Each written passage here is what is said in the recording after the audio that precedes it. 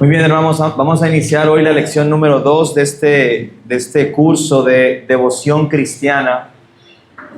Y recordando un poco la clase pasada, hay unos pensamientos que son importantes y que yo espero que ustedes hayan sido persuadidos por el Señor a considerar este método devocional como algo que puedes adaptar para ti con toda libertad. ¿Por qué? Porque es el método de Jesús. No es algo que nosotros nos inventamos, no es algo que nosotros queremos simplemente promover por algún tipo de capricho. No, es el método de Jesús. Lo que vemos que Jesús usó y sigue usando para traer ese avivamiento al corazón de sus discípulos, como vimos en la clase anterior. Hoy vamos a considerar la primera parte de lo que entendemos que un tiempo devocional debe tener. Y la hemos titulado Conociendo a Dios. ¿Qué debe pasar en el tiempo devocional de un creyente normalmente cuando se acerca a estudiar la palabra? Debe conocer más a Dios. Debe conocer más a Dios. ¿Cómo se puede conocer a Dios? Empecemos de la siguiente manera. Todos los seres humanos fuimos creados por Dios para conocerlo a Él y para disfrutar de Él por siempre. Agustín, en una de sus oraciones, decía lo siguiente: nos has hecho, Señor, para ti, y nuestro corazón estará inquieto hasta que descanse en ti. Estará inquieto hasta que descanse en ti. El ser humano por naturaleza entiende que fue creado para Dios y no va a encontrar el propósito pleno de su alma hasta que pueda ser hallado en Dios. En el Catecismo Menor Bautista, la primera pregunta que se hace allí en ese catecismo es: ¿cuál es el fin principal o el fin último más bien del hombre? Es decir, ¿cuál es el propósito de la existencia del ser humano? Esa es la primera pregunta que este catecismo aborda. ¿Cuál es el propósito?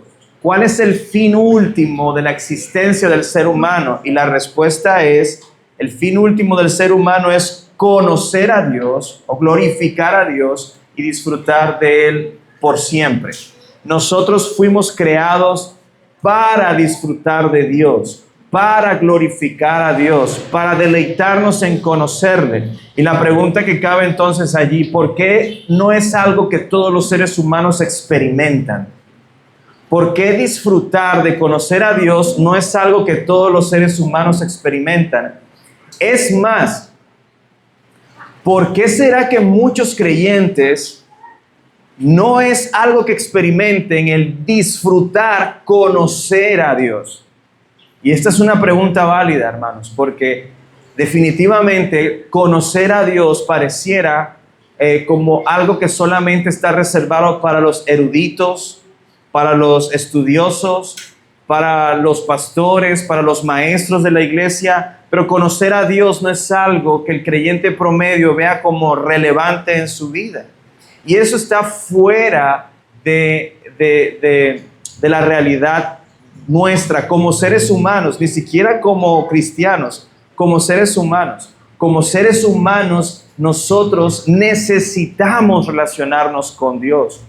Tu alma va a estar buscando llenar esa necesidad con otras cosas. Por eso se llama idolatría, con dinero, con fama, con cosas de este mundo. Pero no vas a encontrar jamás plenitud en tu alma hasta que conozcas a Dios, hasta que tengas una relación con Dios, hasta que puedas glorificar a Dios y disfrutar de una comunión con Él. Nada reemplaza eso. Y todos los seres humanos fuimos diseñados así. Por eso el ser humano apartado de Dios está muerto.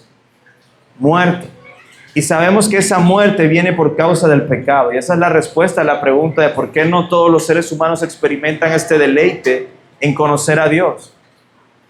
Y esto es precisamente porque el pecado nos ha separado de Dios. Cuando Adán y Eva pecaron, lo que sucedió ahí es que Dios los sacó de su presencia favorable.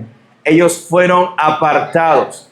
Y si hay algo que tú y yo debemos aprender a entender acerca de Dios y su santidad, es que él nunca va a tener comunión con el pecado, ni con el pecador. Escucha esto, porque la santidad de Dios tiene esta prerrogativa.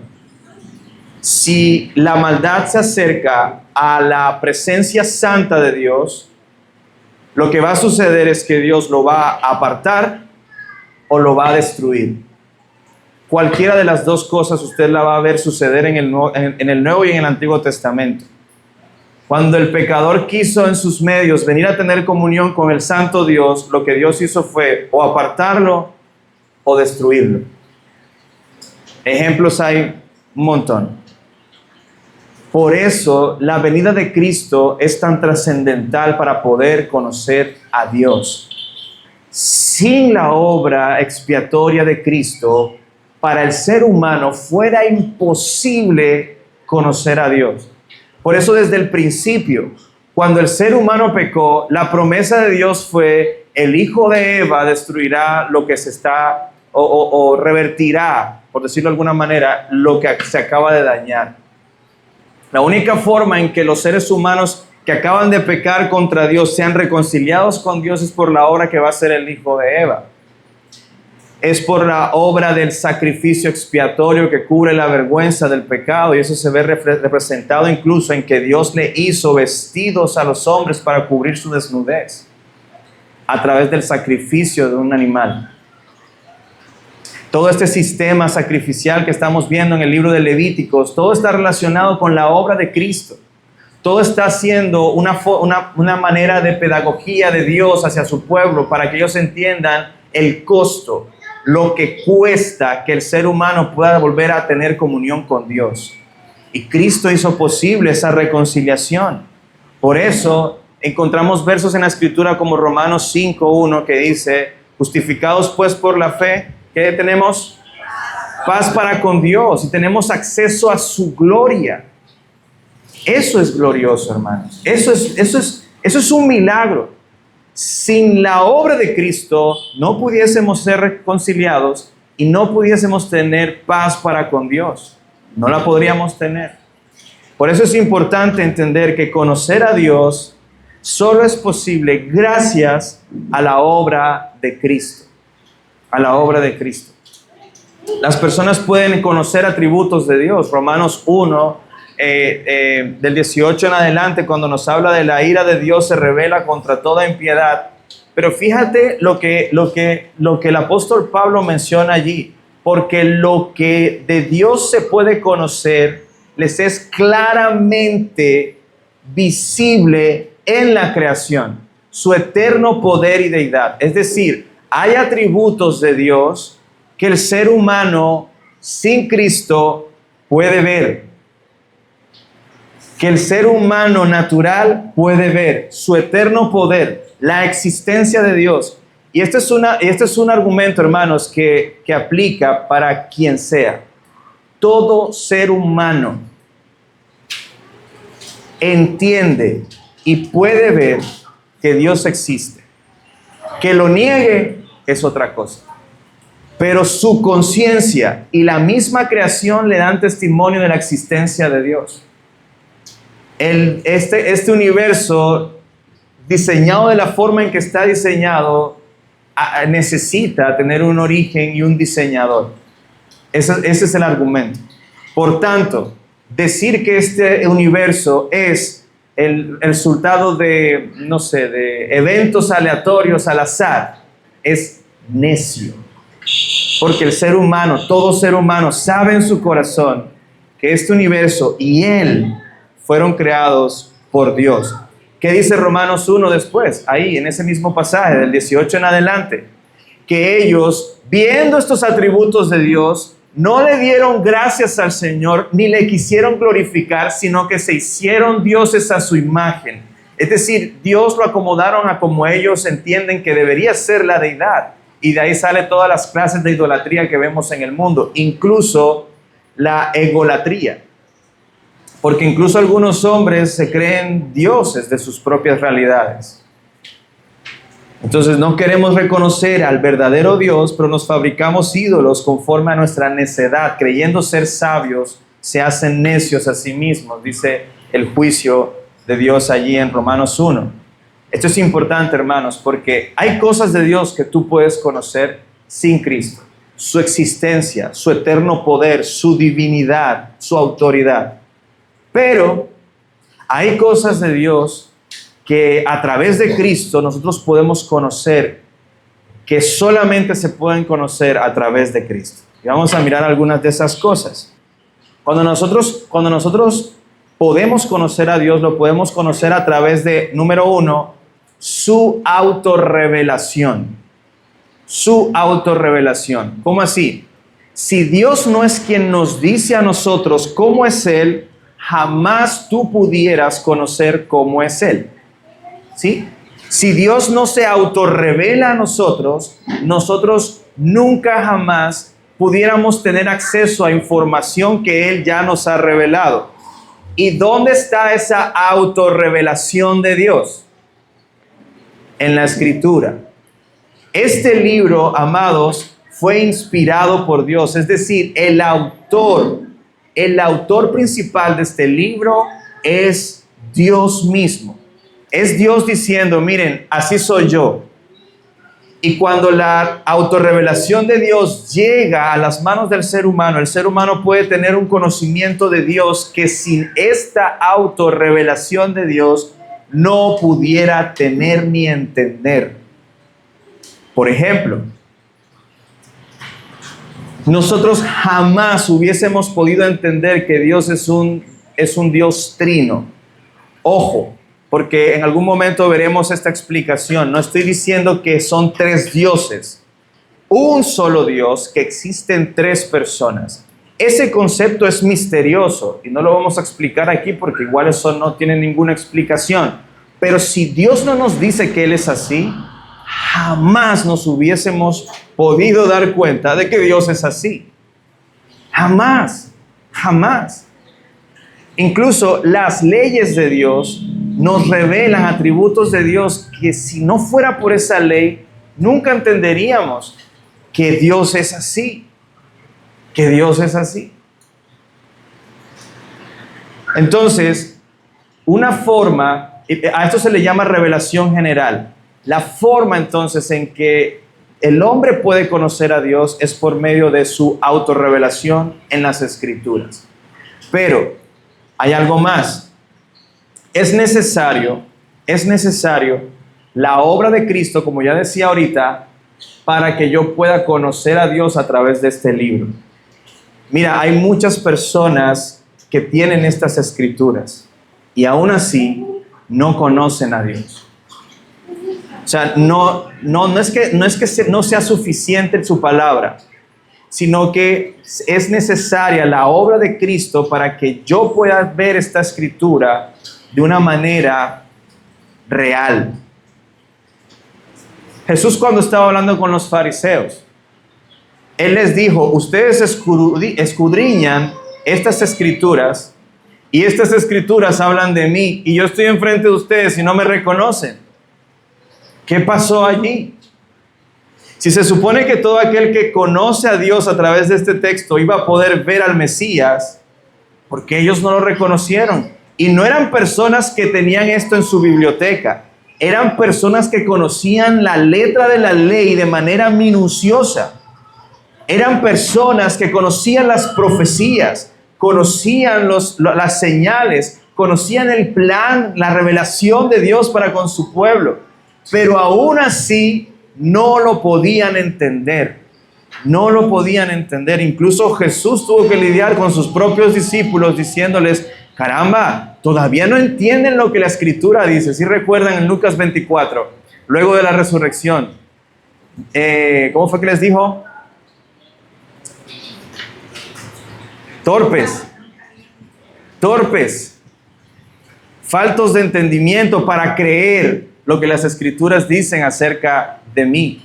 Es decir, sí podemos escudriñar las Escrituras y aún así no poder ver la revelación de Dios. Y eso es una ceguera espiritual que muestra la condición del ser humano. Es decir, tú por tu propia iniciativa y por tus propios medios no vas a poder conocer a Dios, necesitas la ayuda de Dios. Y ese es el tercer argumento de cómo conocer a Dios. Podemos conocer a Dios a través de su autorrevelación, podemos conocer a Dios por la obra de Cristo y podemos conocer a Dios por la obra del Espíritu Santo iluminando nuestras mentes.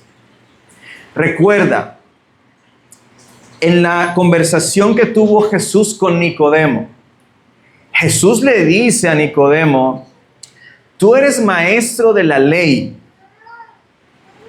y no entiendes qué es nacer de nuevo.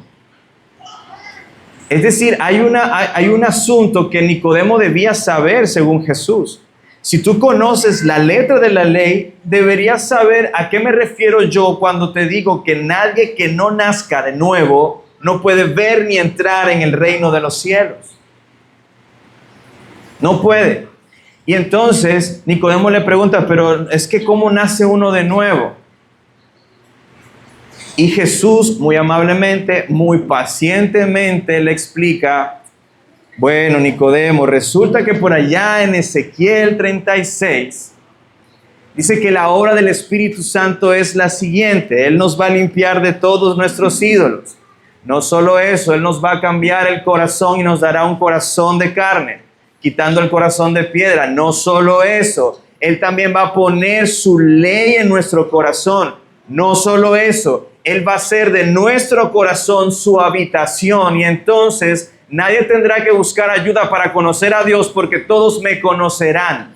¿De qué está hablando Jesús allí o el profeta Ezequiel ahí? Del nuevo nacimiento, de la regeneración. Esa es la regeneración que sucede. ¿Y quién ve eso según lo que Jesús le está explicando a Nicodemo? Nadie lo ve. Nadie aquí recuerda la cirugía a corazón abierto que el Espíritu Santo le hizo cuando creyó en Jesús. Nadie lo vio. Jesús dice, es como el viento, le dice a Nicodemo.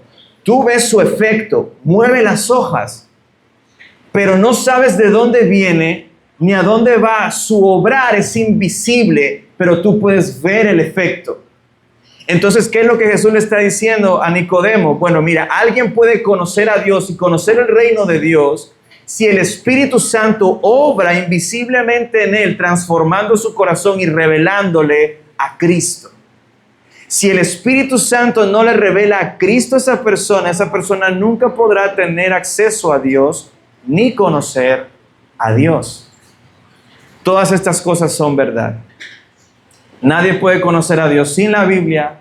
Nadie puede conocer a Dios si Cristo no hubiera venido a solucionar el problema del pecado. Y nadie puede conocer a Dios sin la ayuda del Espíritu Santo.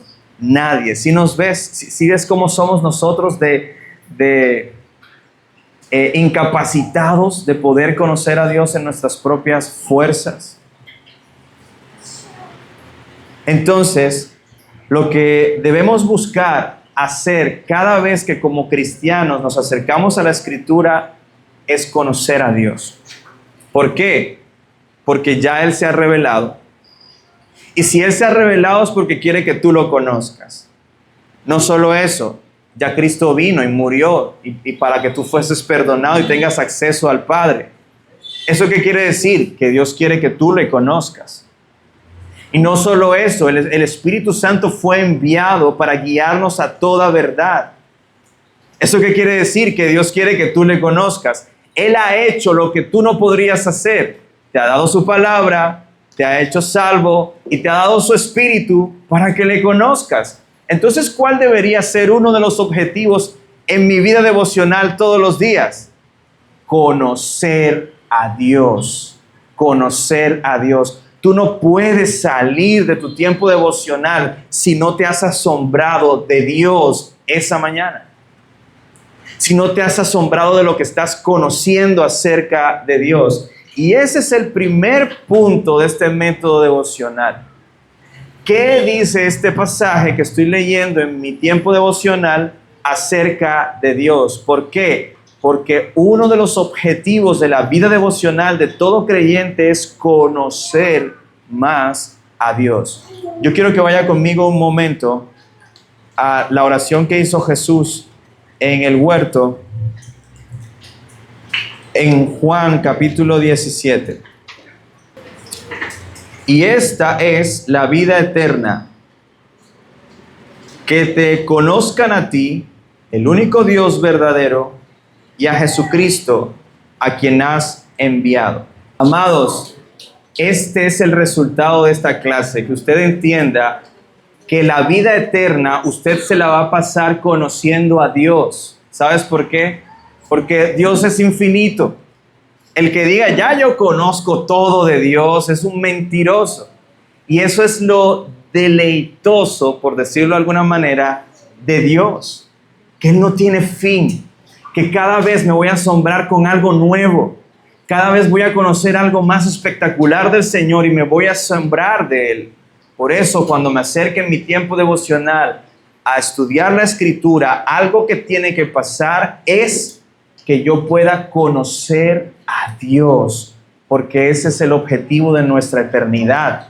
Nos vamos a pasar la eternidad conociendo a Dios, así que todos los días, cuando abras tu Biblia, uno de tus objetivos debe ser conocer a Dios. Ahora, pasando a lo práctico, ¿cómo hago para conocer en la autorrevelación de Dios, cuando estudio la palabra, a Dios? Bueno, lo primero que yo te invito a hacer es a mirar sus títulos o sus nombres. El título que se le da a Dios en ese pasaje o el nombre que se le da a Dios en ese pasaje. Ahora, no estamos hablando de atributos, no estamos hablando tampoco de otras cosas, estamos hablando cómo llaman las personas a Dios en este pasaje. Recuerdo que en un ejercicio en el libro de Levítico, el libro de Levítico, tú puedes decir cuál es el atributo de Dios del libro completo de Levítico, ¿cuál dirías que es? Santo, muy bien, que Dios es santo, y eso es correcto. Pero entonces estábamos leyendo un capítulo, ¿qué dice este capítulo acerca de Dios? Inmediatamente los hermanos que estaban allí conmigo dijeron que Dios es santo. ¿Dónde dice que Dios es santo? No lo veo. ¿En qué parte? Pero sí recuerdo que en uno de estos ejercicios, mi hijo Samuel, ese es otro escenario, no estaba allí con los hermanos. En otro escenario, Samuel comenzó a leer el mismo capítulo y decía, bueno, aquí repiten como 8 veces que Dios es el Señor. Oh, ese es un nuevo entendimiento. Y eso es importante. ¿Por qué crees que repiten tanto? Así dice el Señor, o lo harás delante del Señor. Porque el nombre, el Señor, y si usted tiene la Biblia de las Américas, ese Señor en estos capítulos de Levítico va a aparecer en mayúscula sostenida. Eso quiere decir, cada vez que se utilice Señor en mayúscula sostenida es porque se está usando el nombre de Dios, Yahweh. Yahweh, que es el nombre de Dios con el que Él se reveló para el pacto con su pueblo. Cada vez que tú pienses en el nombre Yahweh, piensa en el Dios del pacto, el Dios de Israel, el Dios que hizo pacto con su pueblo, el Dios que prometió ser fiel a sus promesas y que dio mandamientos, el Dios que es rey sobre su pueblo. El nombre Yahweh, cuando tú lo estudias a profundidad de qué significa, inclusive yo creo que casi todos los atributos de Dios están relacionados con Yahweh. Porque inclusive hay atributos de Dios que dicen, por ejemplo, Él se llama, en la Reina Valera le llaman Jehová. Jehová Jireh, Dios proveedor, ¿verdad? Jehová Nisi, Dios guerrero, ¿verdad? Jehová Rafa, Dios o el Señor sanador, ¿verdad? Entonces, casi todos los títulos que el Señor tiene están relacionados con este particular, porque este habla de la esencia de Dios. Incluso suena, y por eso Jesús, cuando dice yo soy en el Evangelio de Juan, algunos intérpretes de la ley dijeron, él se está llamando a sí mismo Dios, porque Yahweh significaba o tenía un sonido similar al de yo soy, de la existencia eterna, plena, siempre presente de Dios. Este no es un título cualquiera. Y tú tienes que preguntarte, ¿por qué el autor está usando el nombre Yahweh en este pasaje? ¿Por qué? Hay otros títulos, otros nombres que se utilizan para Dios. Por ejemplo, mira bien que lo que estén diciendo acerca de Dios no sea que Dios es santo, sino que lo llamen el santo. Si lo llaman el santo, ¿por qué lo llaman el santo? Hay un propósito en eso. Así también vas a encontrar que le llaman el Altísimo, ¿verdad? O le llaman en griego Kyrios, o en hebreo Adonai, el Señor. Un título que se le da solamente a alguien que pertenece a la realeza. ¿Por qué? Eso es importante entenderlo. Cuando se habla de Jesús como Dios o como el Hijo del hombre, el Hijo de David, el Cordero de Dios se le llama allí a Jesús, o el Espíritu Santo, el Consolador, el Rey de Gloria. Este es uno que se repite bastante. El Señor de los ejércitos. El Señor de los ejércitos. El juez. El vengador de su pueblo. Estos son títulos que están allí con una razón. Y el autor los llama a Dios así con una razón. Y a nosotros nos enriquece mucho saber por qué Dios se llama a sí mismo el vengador de su pueblo. Eso es importante. Pero también es importante buscar en el texto qué atributos de Dios son mencionados. Ya los atributos son diferentes a sus nombres, ¿verdad? Porque ya los atributos son de cualidades del carácter de Dios que se pueden expresar en esta frase. Dios es, vamos a poner algunos ejemplos allí. Dios es amor. La Biblia dice así tal cual que Dios es amor. Bueno. La Biblia dice tal cual, Dios es misericordioso. ¿Será que la Biblia dice tal cual, Dios es santo? Ese es un atributo de Dios. Cuando yo puedo completar esa frase, lo que completa esa frase es un atributo de Dios. Así tú vas a encontrar en la Escritura que se dice de Dios que Él es justo, Él es santo, grande, todopoderoso, Él es amor, es sabio, soberano, Él es celoso, glorioso, perfecto, misericordioso, compasivo. Él es digno de adoración. Ese es un atributo. Él es digno de adoración. Él es fiel, eterno, veraz, paciente, airado con el mal, omnipresente, bueno. Él es legislador, creador, redentor, sustentador, protector, etc. Estos son atributos de Dios que hablan acerca de su carácter, Pudiéramos entrar en profundidades de hablar que atributos visibles, comunicables, atributos incomunicables, pero eso ahorita mismo no es tan relevante. Cuando estudiemos la doctrina acerca de Dios, va a ser muy, muy enriquecedor para ti. Pero por ahora, yo quiero que tú te preguntes, ¿por qué se está hablando de este atributo en particular en este texto? ¿Por qué se le llama el Santo de Israel? ¿Qué quiere evocar el autor bíblico al llamar a Dios el Santo? Meditar en eso tiene una riqueza espiritual. Cuando tú te encuentres en un capítulo en donde no hay nombres, no hay atributos, ¿qué hago? ¿Usted conoce algún pasaje en las Escrituras en donde no mencionan ni un nombre, ni un atributo de Dios? Muy bien, el libro de Esther. En el libro de Esther tú te vas a encontrar con pasajes en donde tú dices, pero ¿qué digo acerca de Dios? ¿Qué puedo decir que Dios me está revelando acerca de Él? Es allí donde nos sirve esta tercera herramienta de observar sus obras. Porque en el libro de Esther es evidente que Dios está obrando de alguna manera. Ahora, antes de pasar a profundidad en las obras, hubo algo que no dije de los atributos de Dios. Hermanos, que Dios es soberano no es el único atributo que Dios tiene. A veces yo siento que cuando ustedes comparten el arte, yo ya sé que soberano va ahí. Y yo le pregunto a veces a los hermanos, pero ¿dónde viste que dice que Dios es soberano? Pastor, pero Dios es soberano. En su soberanía me hizo saber que Él es soberano.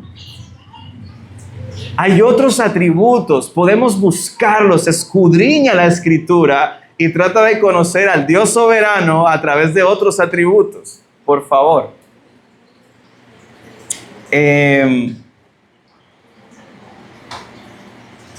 A través de sus obras estamos ahora mismo.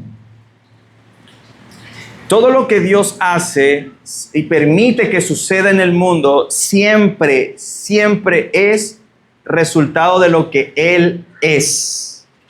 De lo que Él es. Es decir, sus obras también nos muestran a nosotros su carácter y una revelación de quién es Él. Por ejemplo, al crear el universo, cuando Él nos muestra que Él fue el que creó el universo, ¿qué atributo nos está mostrando allí? Que Él es creador. Cuando Él castiga el pecado, ¿qué atributo nos está mostrando allí? Que Él es santo, que Él es justo. Cuando Él permite eventos en la historia, y por causa de la diapositiva no fui específico, pero eventos difíciles de entender. Por ejemplo, ¿por qué permitió el sufrimiento de Job? No tengo ni idea. Job tampoco tenía ni idea, pero al final eso nos muestra que Él es sabio y soberano. Podemos decir incluso que eso nos muestra que Dios es confiable, porque Él siempre tiene un buen plan. ¿Cómo lo sé? Porque al final del libro de Job, ¿qué dijo Job? De oídas te había oído, pero ahora mis ojos te ven. Ahora sé quién eres tú y que siempre tenías un buen plan en medio de todo. ¿Cuál era el plan? Que lo conociera. El resultado de la situación de Job, ¿cuál fue? Que lo conociera, y Job pudo reconocer que eso fue bueno. Que Dios no fue malo al permitir el sufrimiento en su vida. Él al final entendió que Dios es bueno y que Él siempre tiene un buen plan. Lo mismo que dijo el apóstol Pablo en Romanos 8, ¿verdad? A los que amamos a Dios, todas las cosas nos ayudan a bien. Al revelar el futuro, Dios nos muestra no solo que Él es omnisciente, Él conoce el futuro, el presente y el pasado de manera perfecta y completa. Es decir, no hay nada en el futuro que Dios no conozca que va a pasar. No hay nada en lo porvenir que pueda salir de su entendimiento, de su conocimiento. Al revelar el futuro, Él también nos muestra que Él es eterno, eterno. Porque Él no está limitado a nuestra línea de tiempo. Para Él, desde su eternidad, trata de pensar como la eternidad, como esa, es una forma de ilustrarlo, no es que sea así, pero eso que está por encima del tiempo y que puede ver el tiempo como una línea, principio, fin, aquí estás tú en el presente, para mí yo lo veo en el mismo presente. Por eso Él puede revelar el principio, el final desde el principio, y nos lo ha revelado. Entonces, las obras de Dios también nos muestran algo acerca de su carácter. En esa oportunidad con mi hijo, revisando el capítulo de ese día, él decía, bueno, sí, aquí aparece que Dios es le llaman el Señor. Pero también, esa fue su conclusión, también está diciendo que Dios está dando órdenes. Esa es una obra de Dios. Y si Dios está dándole órdenes al pueblo sobre cómo lo deben adorar, ¿qué atributo o qué parte de su esencia nos transmite eso? ¿Qué atributo? Él es legislador, Él crea leyes, Él es el que le da las leyes a su pueblo, Él es el rey de su pueblo. ¿El pastor es soberano? Sí, soberano también. Es soberano. Él da las leyes que Él quiere. Bien, entonces, ¿cómo podemos estudiar a Dios en los capítulos en nuestro tiempo devocional? Pues preguntándonos eso. ¿Hay algún nombre? ¿Hay algún atributo explícito? No que yo me lo invente, explícito, que esté ahí escrito, hermanos. Después, si no hay nada de esto, inferimos. Pero si no, si ahí dice el Señor, ahí hay un nombre. Y si ahí dice, por ejemplo, porque Dios es santo, ahí hay un atributo. No te inventes atributos. Mira los que están allí en el pasaje, ¿verdad? Y si es más difícil, pues miramos sus obras y nos van a ayudar. Estas tres herramientas, hermanos, son seguras. Porque en la palabra de Dios siempre te vas a encontrar con su nombre, sus atributos o sus obras. ¿Por qué? Porque Él es el personaje principal de cada una de las páginas de este libro. Por lo tanto, no va a haber una parte de este libro en donde tú no conozcas un nombre, un atributo o una obra de Dios. ¿Eso está claro? Bien, esas son herramientas que te van a ayudar. Entonces, luego de que ya identifiqué nombres, atributos o la obra de Dios, este es un ejercicio súper rápido. Yo estoy seguro que ustedes no se van a demorar en hacer estas preguntas mucho y en responderlas. Pero no basta con hacer una lista, hermanos listeros. No basta con hacer una lista, porque eso es como que tú quieras que tu esposa te conozca, pero tu esposa simplemente te vea como una lista. Pero te dice, no, mi esposo es amable, sí, pero ¿por qué dices eso? No, mi esposo es muy amargado, sí, pero ¿por qué dices eso? No basta simplemente con señalar el asunto, sino, ¿eso qué? Hermanos, no es solamente saber que Dios es santo, que Él es justo, que Él es Señor, sino meditar en esas cosas. Por eso, amados, el ejercicio cuando estamos haciendo este devocional es contemplar a Dios, incluso de cerrar un momento los ojos y en oración decirle, Dios, ¿por qué es importante que yo entienda que tú eres santo, como dice este pasaje? Y medita un momento. No escribas nada todavía. Medita un momento. Piensa, ¿cuál es el atributo que es más resaltado en este texto? Piensa, ¿por qué el autor lo menciona así? Piensa, ¿cómo se relaciona este atributo con la idea principal del texto? ¿Cómo? Si tú respondes a estas preguntas en tu meditación, vas a contemplar a Dios. Este no es un asunto que debiéramos hacer rapidito para salir del paso y mandar el arde que me toca hoy. No, es un asunto de detenerme, de callar un momento, de dejar que el Espíritu use su palabra y me guíe, y me guíe. Por eso yo les invito, hermanos, a que no vayan a los comentarios primero. Los comentarios tienen su utilidad, pero en el tiempo devocional yo quiero que tú experimentes a Dios llevándote a conocerlo a Él. Que tú puedas, en dependencia de Dios, de su Espíritu, en oración, meditar en estas cosas. ¿Por qué te ves así, Señor? ¿Por qué te llaman así? ¿Qué tiene eso que ver con lo que el autor intenta decirme? Son preguntas importantes, hermanos. Y no está de más decir que esto tiene que hacerse bañado de mucha oración. Porque a veces no entendemos. No entendemos. Y si usted ha tenido la página en blanco en uno de sus ardes esta semana es porque no entendió. Y si no entendió, ¿quién te va a ayudar? El Espíritu Santo. No John MacArthur, no R.C. Sproul, no Sujel Michelén en un sermón, no el pastor Andrés. ¿Quién? No ChatGPT, el Espíritu Santo. ¿Tú quieres experimentar la obra de Dios en tu vida? Cierra los ojos, ora en ese momento que no entiendes y dile al Espíritu, Espíritu de Dios, ayúdame a entender y te aseguro que vas a ver la gloria del Señor. Bien, hagamos un ejercicio.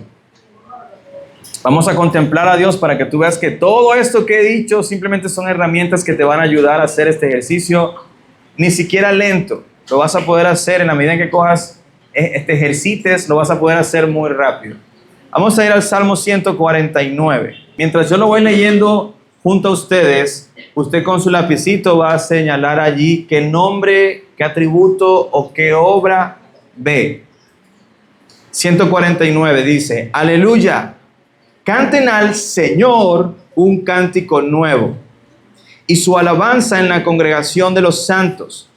Alégrese Israel en su Creador. Regocíjense los hijos de Sión en su Rey. Alaben su nombre con danza y canten a él alabanza con pandero y lira, porque el Señor se deleita en su pueblo, adornará de salvación a los afligidos. Regocíjense de gloria a los santos, canten con gozo sobre sus camas, sean las alabanzas de Dios en su boca y una espada de dos filos en su mano, para ejecutar venganza en las naciones y castigo en los pueblos, para atar a sus reyes con cadenas y a sus nobles con grillos de hierro, para ejecutar en ellos el juicio decretado. Esto es gloria para todos sus santos. Aleluya. Comencemos con los nombres. ¿Qué nombres aparecen allí? Señor, Yahweh, Jehová. Creador, muy bien. Rey, muy bien. Versículo 2, 3. Bien, tenemos esos. Creo que son suficientes. Señor, Creador, Rey y Dios.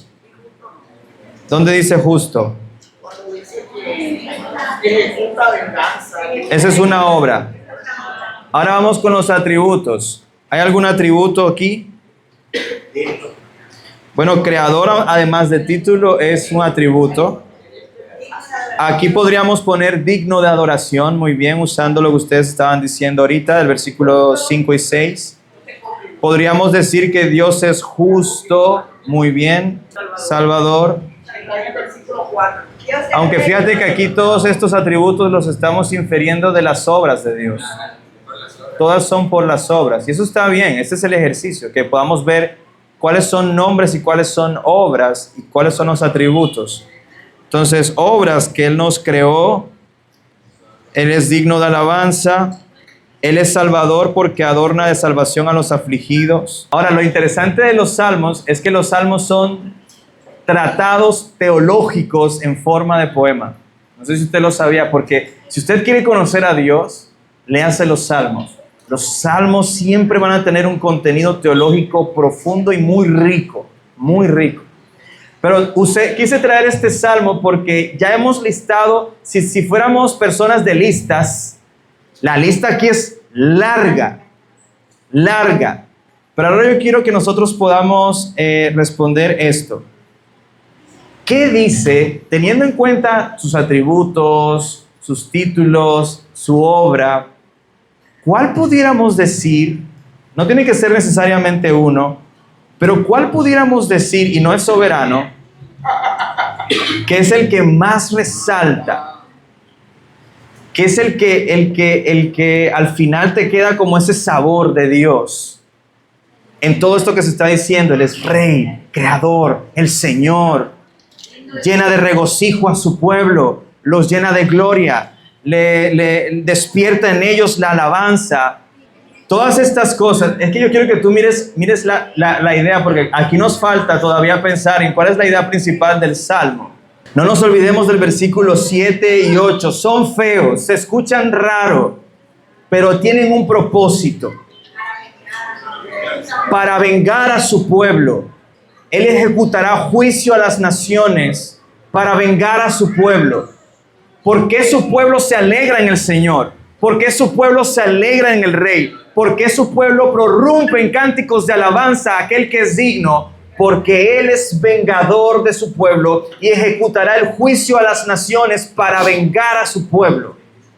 ¿Cuál pudiéramos decir, hermanos, que es el atributo de Dios que resalta en medio de esto? Un vengador justo, pudiéramos decir. Un juez vengador justo, pudiéramos decirlo así, de esa manera. ¿Por qué? Porque eso es lo que está trayendo gozo al pueblo. Eso es lo que está trayendo esperanza al pueblo. El pueblo lo va a alabar porque al final Él ejecutará su juicio contra los enemigos de su pueblo, y eso llena de esperanza a la nación. Este es un cántico de alabanza, sí, pero de alabanza porque Dios es un vengador justo. No va a haber enemigo de Dios que no sea ejecutado en la venganza que Él haga. ¿Trae eso consuelo a un pueblo que sufre? Claro que sí. Claro, ¿trae eso consuelo a un pueblo que sufre contra el mayor de sus enemigos, el pecado? Claro que sí, porque al final el Señor ejecutará su juicio contra la maldad, contra el mundo, contra Satanás y las huestes de maldad, contra todo impío que se mantuvo en su impiedad y aborreció a Cristo. Dios ejecutará su juicio contra sus enemigos y no habrá pecado que no sea castigado por Dios cuando Él regrese. Eso es motivo de alabanza. Entonces, usted puede escribir allí en su arde del Salmo 149, Dios es un vengador justo. Él ejecutará venganza y eso nos llenará de gozo a todo su pueblo. Buen ejercicio. Lo hice porque, hermanos, uno se puede distraer con la lista. Pero al final, al meditar en estas preguntas que les di, hermanos, llegamos a una conclusión y eso es importante. ¿Cuál es la idea principal de este salmo? ¿Simplemente decir que Dios es creador? ¿Decir que Dios es rey? No, ¿por qué está diciendo eso? ¿Por qué dice que el rey va a ejecutar venganza? ¿Por qué dice que sus juicios contra las naciones? Esas preguntas me llevaron a reflexionar y ahora yo contemplo a Dios y digo, wow, Señor, qué grande eres, qué glorioso eres. Y esa debe ser la respuesta cada vez que usted escriba la A de arde. El atributo de Dios no es solo una lista, y voy a insistir en esto, hermanos, no es una lista, es que tú medites, ¿qué me dice este pasaje acerca de Dios? ¿Qué puedo usar de este pasaje para responder en alabanza? Porque cuando el pueblo conocía a Dios, ¿qué hacían? Se postraban y le adoraban. Ahora sé, Señor, dijo Job, que tú eres Dios. Ahora sabemos, dijo el pueblo, que tú eres rey de todo el universo y que no hay Dios como tú. Esas son alabanzas que nacieron ¿de qué? De contemplar a Dios. Todas las mañanas, cuando contemplas a Dios, deben nacer alabanza en tu corazón. Y por eso es importante este primer punto de qué nos dice este pasaje acerca de Dios. Antes de terminar, yo quiero que tú respondas allí mentalmente, en tu corazón, y con esto animarles a orar personalmente y hacer esto personal e íntimo con Dios, esta última parte de la clase. Y pienses, ¿cómo debería yo responder a este entendimiento acerca de Dios? A este entendimiento acerca de Dios. ¿Cuál? El que recibo todas las mañanas en mi tiempo devocional. ¿Cómo debería yo responder? A algunos Dios les va a decir, tú deberías cantar más. Ustedes cantan en su tiempo devocional, ¿por qué no alabarlo? Si eso es lo que yo estoy viendo que sucede en Levítico, ¿verdad? Eso debería a mí moverme a alabar. Pero la alabanza no es la única forma de responder a contemplar a Dios. También me debería llenar de temor. De temor. ¿Temes a Dios? ¿Tu estudio de Dios en tus tiempos devocionales te está llenando de un temor reverente? ¿Te frenas de pecar porque hoy aprendiste que a Dios eso que te acaba de revelar no le gusta? ¿Que esa no es la forma agradable de adorarle? Otra forma de responder a conocer a Dios es obedecerle. Señor, yo no sé por qué lo pides, pero si lo pides, yo quiero obedecer. Porque es más que una canción. Es también una vida rendida a la obediencia en sumisión al Señor. Ahora quiero que pienses por un momento cómo esta clase de hoy te ayuda a crecer en tu tiempo devocional. ¿Cómo la clase de hoy te ayuda? Si alguien te preguntara, alguien que no vino a la clase, ¿y cómo te ayudó esa clase a mejorar tu tiempo devocional? ¿Qué le dirías? No hacer listas. Meditar, no ser tan tan rapidín, ¿verdad? No. Tener calma, meditar y contemplar a Dios. ¿Hay algo más? Yo tengo este. Hacer el arte no es solo escribir en un cuaderno. También requiere que mientras escribo, ore. Porque hay cosas que no entiendo y necesito orar. ¿Qué convicciones bíblicas obtuviste hoy en esta clase? ¿Qué convicciones te llegaron de la palabra? Yo ahora voy a hacer esto porque la palabra lo dice. ¿Qué convicciones llegaron? Vamos a orar.